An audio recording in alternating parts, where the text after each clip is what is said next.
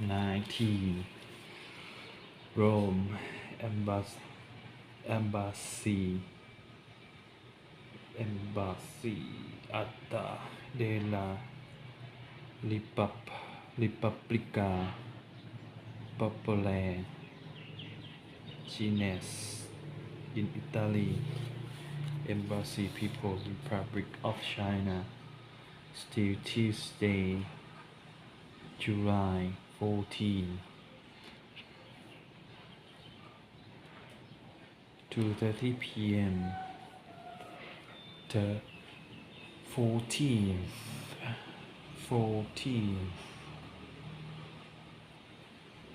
the dark Cadillac limousine turned onto Via Bruxelles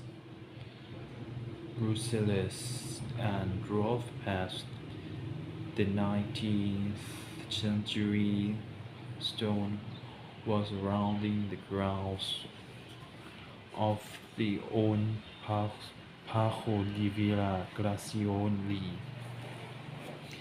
now a subdivision of apartment buildings and large private residences.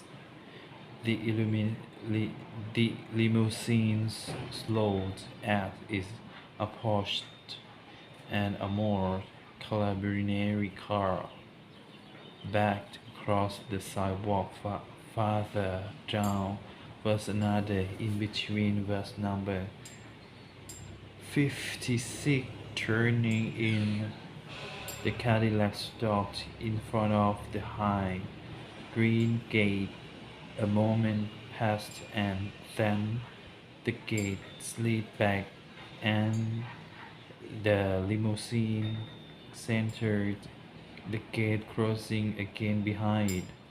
Moments later, United States Ambassador to Italy, Leighton Mary Weatherford, walked out the front step to the four-story beige brick and marble structure that was the Embassy for the People's Republic of China. With him were Nicholas Reid, Deputy Chief of Mission, Hammond Airy, Counselor for Political Affairs, and Ali First Secretary James Eaton. Inside, the mood was somber. Eaton saw Fosbury and shake the hand of Jiang Yumei, Chinese ambassador to Italy. Nicholas Reid did the same with Foreign Minister Zhu Yi,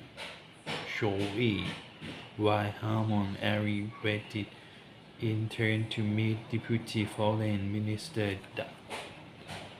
Dai Ri. The topic among them, the discussion in every corner of the large light green and gold reception room was the same. The disaster in the Chinese city of Hefei, where the days flow from polluted drinking water had risen to a horrific 62,000 and was still increasing. Health, health officials had no estimate of where or when it would end. 70,080. No one knew. The filtration plants had been shut down. Fresh water was being flown, railroaded, and trucked in, but the devastation had already been done. The Chinese army was on scene but was overwhelmed by the immensity of the task, by the most rudimentary logistics of dealing with so much sickness and death and desperate attempts at media control by Beijing. The whole world knew what was happening. Leighton Meriwether, Fogg, and Nicholas Reed were there to offer condolence and aid. Harmon Airy and James Eaton to assess the politics of the situation. It was the same worldwide ranking diplomatic official visiting the Chinese embassy in the country to which they were assigned, offering help on one hand, assessing the political implication on the other. The speculation was whether Beijing was capable of safeguarding its people, or whether the fear that a simple drink of water could kill you, your family, and thousands of your neighbors in a single stroke would be enough to cause the provinces to pull away, choosing to rely upon themselves instead. Every foreign government knew Beijing was hovering on the precipice. The central government might weather halfway, but if the same thing happened again anywhere else in the country tomorrow, next week, or even next year, it would be the clap of thunder that would leave the People's Republic on the verge of total collapse. It was a nightmare every foreign government knew was China's deepest and most profound fear.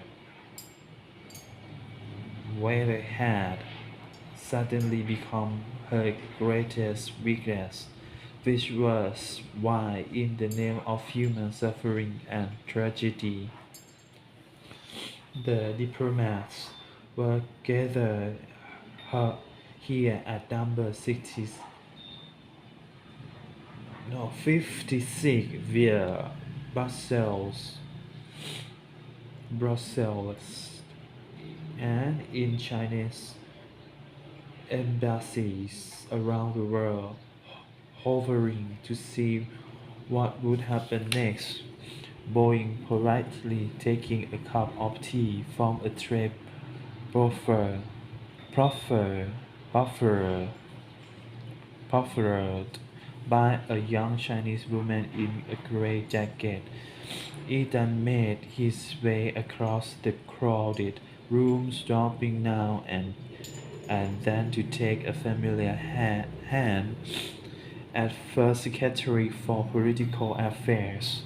This presence here was not so much to offer sympathy to the Chinese, but rather to determine who else was there and doing the same.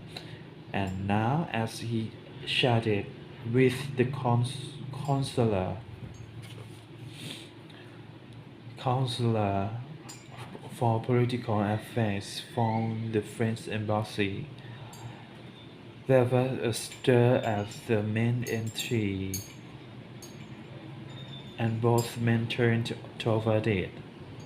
What Ethan saw was not unexpected. The entrance of Vatican Secretariat of State Cardinal Umberto Palestrina, dressed in his emblem simple black suit with white clerical collar,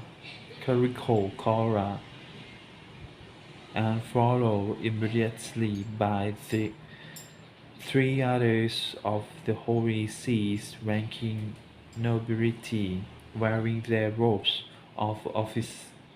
Cardinal Joseph Matadi, Monsieur Fabio Capizzi, and Cardinal Nicola Marciano Almost immediately, the din of conversation faded, and diplomats stepped aside as Palestina approached.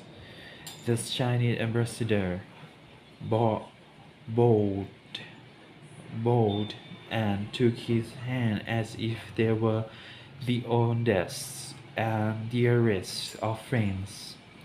That relations between Beijing and the Vatican hardly existed. Merely the difference this was Rome, and Rome represented 950 million Roman Catholics around the world. It was those millions Palestina and the others represented in the name of the Holy Father. They were here now to offer sympathy to the idea of China. Excusing himself from the French diplomat Eden crossed the room slowly watching Palestina and the clergyman, clergyman, clergyman with him as they talked with the Chinese, watching with even greater interest as the group of seven left the room together. These were the second public interaction between the Vatican and ranking diplomats from China since the assassination of Cardinal Prama more than ever. Ethan wished Father Daniel Edison were there to tell him what it meant.